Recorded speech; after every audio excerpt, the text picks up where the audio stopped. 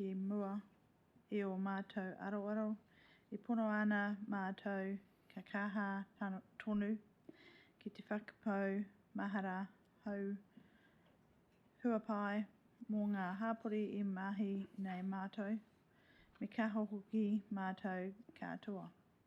Kia whai hua, kia tōtika, tā mātou mahi, mā te maia, te tiro, whakamoa, me te hihiri, ka taia te ārahi I roto I te kotāketanga me te aroha. Trying. Kia ora, thank you. Excellent. Now, apologies. We have received a couple from the Mayor and Councillor Cooper are both apologies. Are there any other? I don't think there are any other apologies. No, that's cool. Okay, so declarations of... Oh, sorry, yes. So can we have a mover for the apologies? Shelley, and second, Rob. Okay, all in favour? Aye, done. So to declarations of interest, now we have one declared thus far. Rob, you've declared a conflict of interest on CMG quadruple 06 WA. Is that correct? No? That may have been what it is then. Okay. Well, then what we'll do, we'll just open it then. Does anybody have a conflict of interest in any of the items that we will be... I put in the comments that where I worked here at Korowai as a recipient of the Good Bitches Baking. Oh, right, yeah. Sorry. So I don't know if that counts as a conflict of interest, but I just thought I'd mention it in the comments. Yep. Okay. Yeah. And no other conflicts of interest? No. Okay, so we go, that brings us to public speaking. Now, the first of, and we have a batting order for this, and the first, while they're coming in, just as an overview, we've got 22 organisations or individuals who are going to be talking to us. We've allocated 5 minutes each, and that's 3 minutes. People can speak for 3 minutes and then maybe a couple of minutes for questions. But given the number that we've got, if we can keep that as tight as possible, that would be cool. Morena.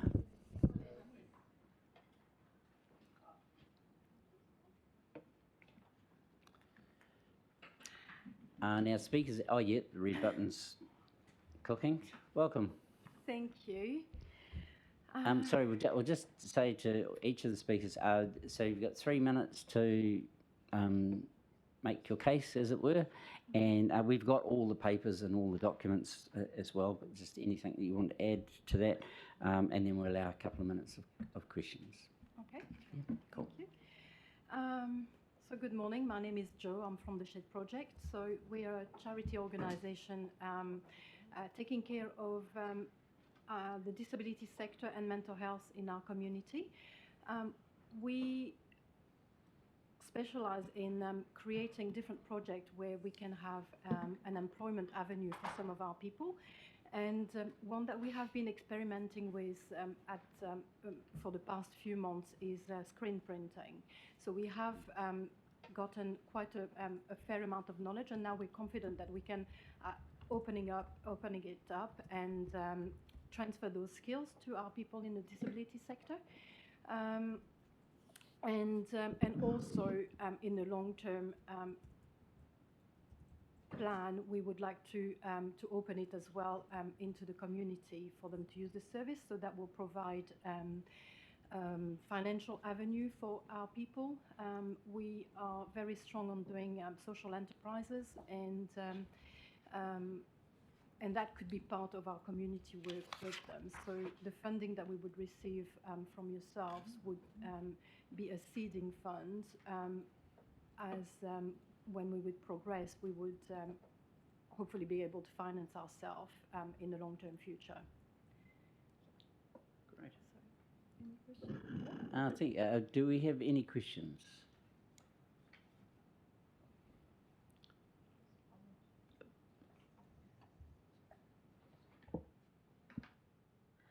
I just think you do wonderful work.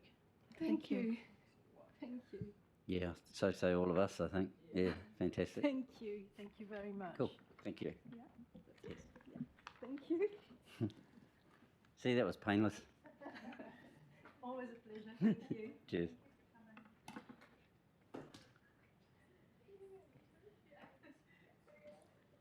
Next, we have the Otaki promotion group. If they,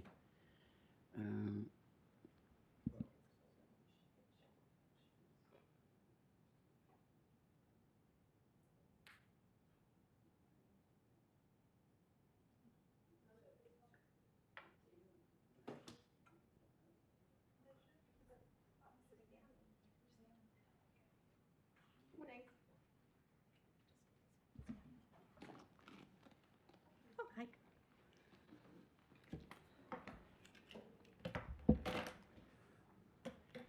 just give us one sec, and we'll just see if we can resolve this out here. And so you're from the Otaki promotion group? Yes. Yep. Okay.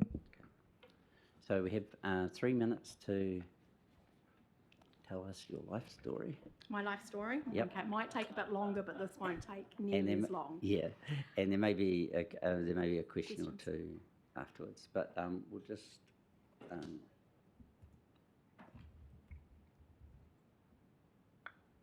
yeah, we're bringing you in an audience. Okay, that's cool. Yeah. Love an audience.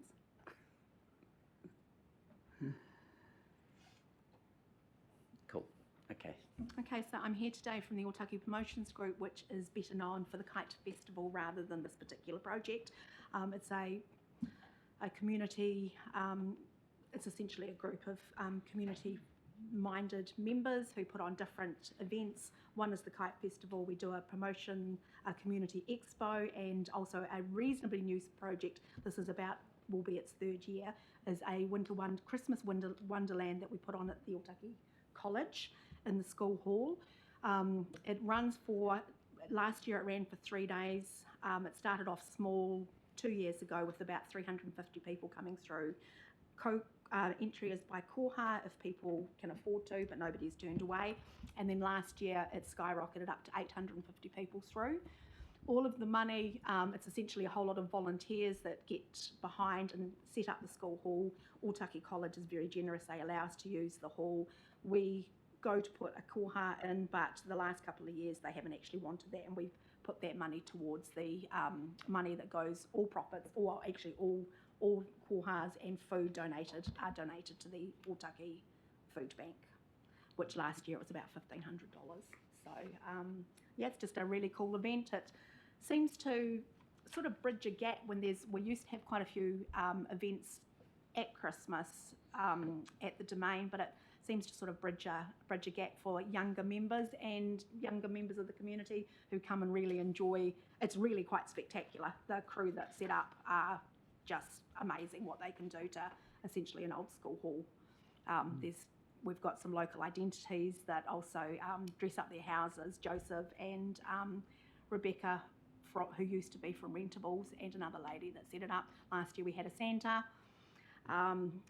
He went down really well, bless him, having kids through 850 little people essentially, pretty much with photos.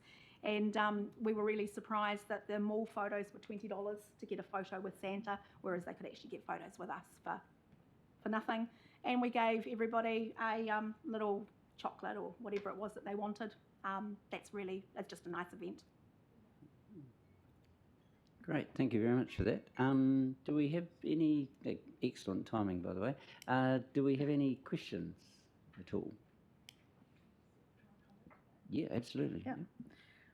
So I know with Rebecca this came about because there was a lot of talk in Otaki about dressing up the town for Christmas and businesses doing it, so it became a competition. Yep. Which links into this, and it just really does give that Christmassy feel to the community and somewhere that people can go.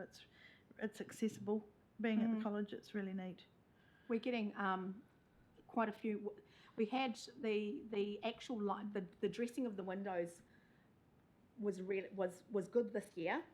Sorry, beg your pardon, last year, but the year before it wasn't. We expected a much better uptake, and we just figured that people were just busy. It was just that really COVID-y year that people just things just didn't work out. But we did have more people last year dress up the windows, and I mean the prize is really nothing. We used to do a really big hamper, and actually people don't do it for the food or the hamper or anything. Last year it was a $12 bottle of some manky wine. I'm not a wine drinker, so you don't want me to buy wine for anything. Some fizzy bubbles and a box of chocolates. Just gives a Christmas feel, because one of the problems for council was doing something external to the shops means that it's liability, but if it's inside the shops it just gives the town a sense of Christmas, which is cool. And I know people that went and really enjoyed it. So thanks for putting it on. Yeah, It's pretty stunning. And anybody that hasn't been should check out the Facebook. I mean, what they do to that hall is just, they all drive me crazy in their in artistic endeavours. But love them. They're great. That's great. Thank you very much for that. Nobody else? Oh, just a Rob? quick one, yeah. Thanks for that. No, it's a great day. And congratulations. It's a very successful operation. Just out of interest, what are the expenses? Is there hall hire and things like that? Or? We do the hall hire. We put $250 towards the hall hire, which is actually really good. I get access to, because those that don't know me, I actually work at the college. Yes, you do. So, yes. So that's why we sort of get the unlimited access. Right. We offer the college $250, but that is added to our koha to go towards that. Yep. Thanks. That's fantastic. Sorry, I didn't catch your name. Kirsty. Kirsty. Yeah, thank you very much, Kirsty. That's great. Cool. Thank you. Cheers.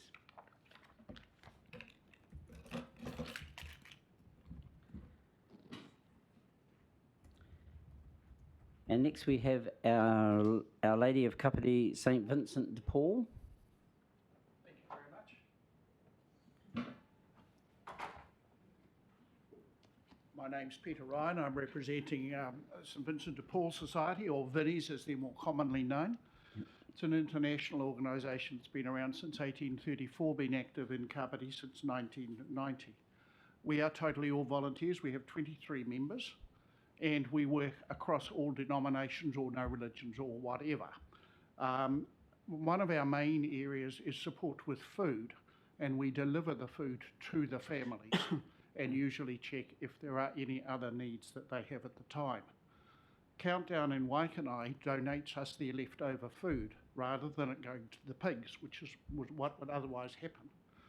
It goes into our shed and goes out to Mary's Guest House, the Lighthouse, the Women's Support Centre, and Paikokariki School. But there's a time lag, and we've put it in the freezer. The freezer's died. We need a new freezer. Not only does it hold bread, but it also holds meat and frozen veggies for our food packs. So our request is very specific.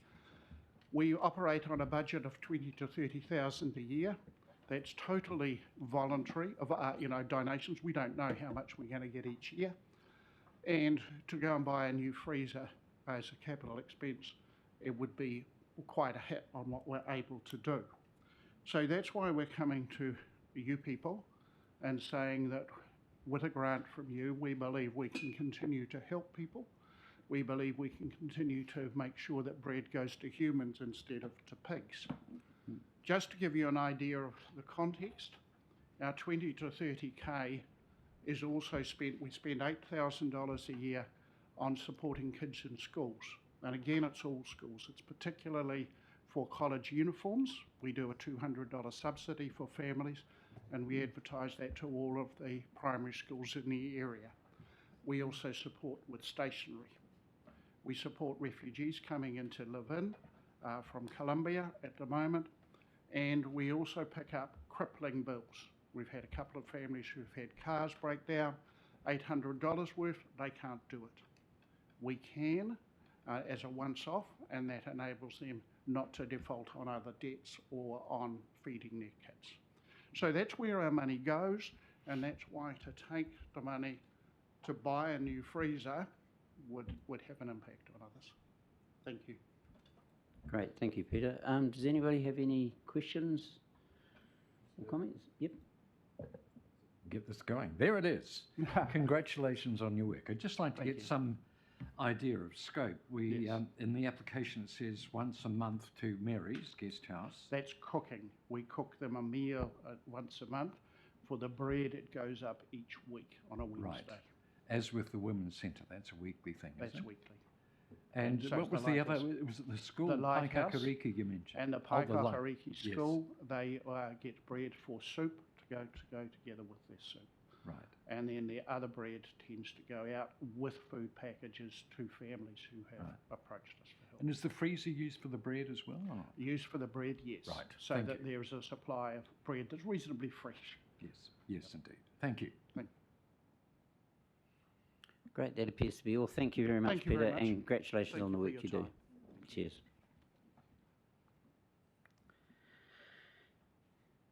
Little wee gap there. Right. Now, next up, slightly ahead of schedule, actively coping with cancer.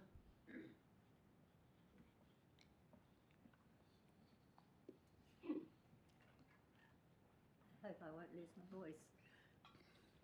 Well, I'm Christine Link, and I've put in on behalf of. Sorry, I better sit down first, hadn't I? Yep. Welcome, Christine. Thank you. Yep. I've put in an application on behalf of this group, which is we've called Actively Coping with Cancer. I just need to let you know that I hadn't put in that we had applied to the Raumati Community Board when I put this application in because I didn't know it was available. So that isn't on there, and I heard today that we have been granted $750 from them. Excellent. So if my application for here would be for the $850 to make up the $1,600, if that can be considered.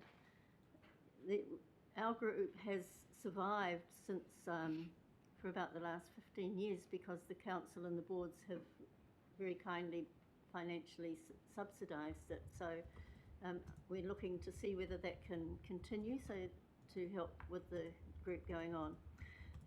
Sorry, I'm not speaking terribly well. No, you're fine. This Actively Coping with Cancer program has been available for people with cancer or who currently have cancer or have had cancer and are in remission, and for their support people.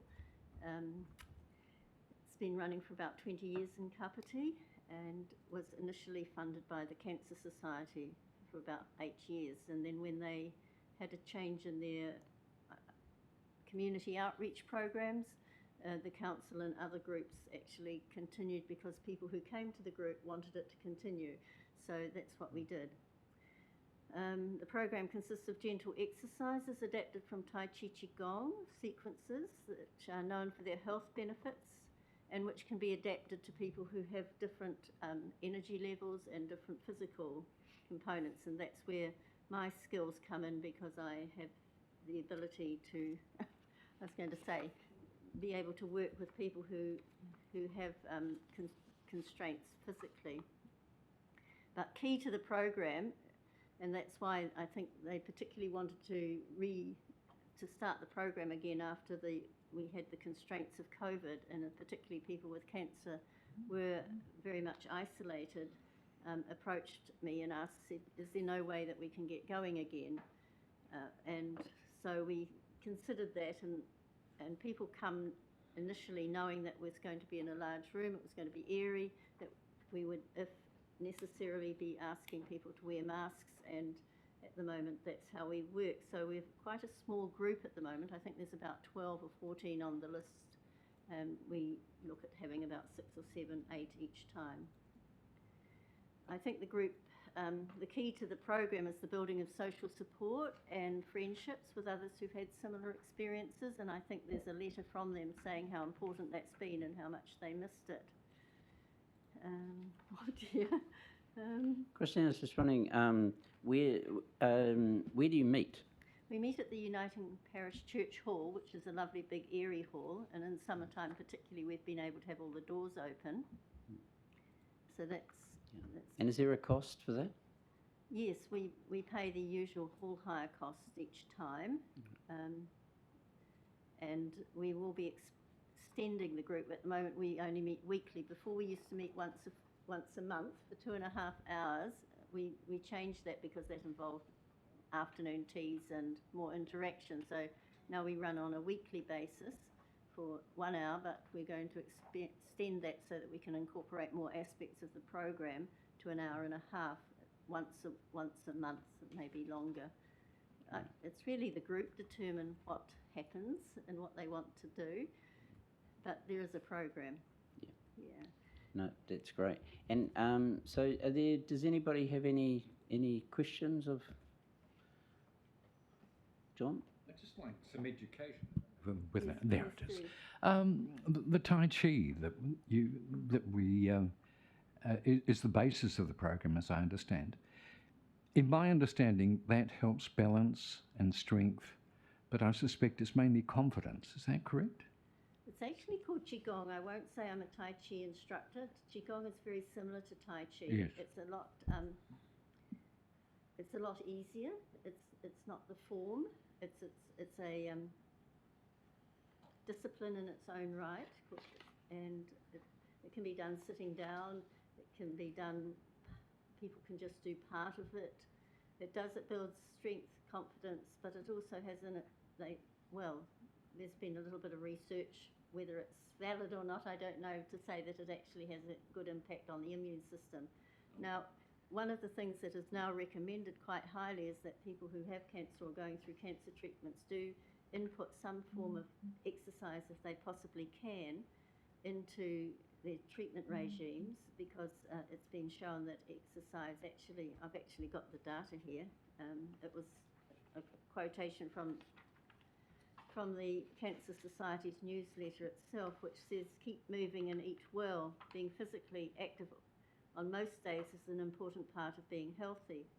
And it just says, people don't realise it's also important for cancer prevention and reducing the risk of some cancers, including breast, endometrial, lung, pancreatic and prostate cancers. Being active can help people cope with cancer treatment and may help reduce the chance of recurrence. So it is central to, it plays a central part, as well as being something that they enjoy. And I hope, does that sort of Thank you very answer your much. question? Yes, it did. I could get up and demonstrate. We might all be able to do Oh, we'll have a class later. You have a class later, Yeah. yes. We have the oldest person coming will be 102 this year. We've got someone turning 94 next week, and we have, so it ranges from, at the moment, from the 60s through to someone who's 102. And we do our best to accommodate everybody. That's great. Councillor Warwick. I'm just wondering how people access your classes. Is this word of mouth, or do you have referrals from the Cancer Society, or? Right, well, because of the circumstances of our current situation with COVID and the flu, we've actually closed the group. But initially, when we were running the programs, we would send out flyers to all the doctors. Okay. We would get in touch with the cancer groups from Otaki to Wellington to Kapiti, and people would come by word of mouth, or we would put notices in the local papers, but we haven't been doing that. When I say a closed group, people who've been part of the group in the past have actually contacted us and said, "Are you doing it? Can we come back?" But we're not actually doing any publicity about it at the moment. Okay. And you get no help from the Cancer Society at all? This is not, they haven't. It's not subsidised by the Cancer Society now, no. Okay. Great. That appears to be it. Just one. Sorry. Yeah. Margaret. No. Oh, fantastic, Christine. Yeah, your longevity for people, 104 is really great. Just a couple of questions. Would this funding help you do the 1.5 hour sessions every week? And how many that'd be ongoing, would it? And the other one was, how many folk do you have on average? Well, you probably answered that. Right. How many in the club? Averaging about 6 or 7 at the moment. 6 or 7, yeah, right. Quite a small group. I think Right. we've got about 14 Yeah. who are.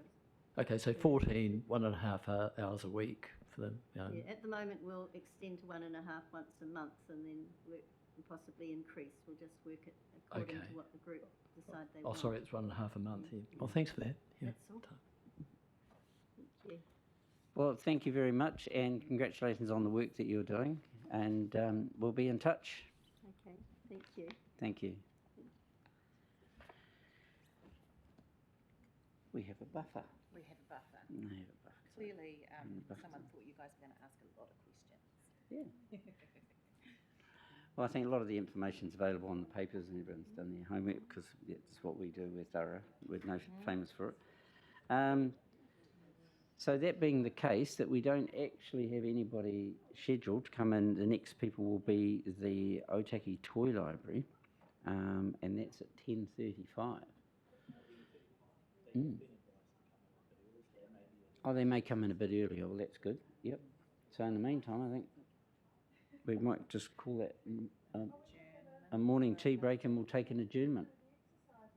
Well, knock yourself out. You won't see me doing it, but I will cheer you on from the sidelines. Yeah. It's 107 actually is my target, but so we'll adjourn the meeting now, and then we will reconvene at, I think, say 20 past is probably a good idea. 20 past? Good.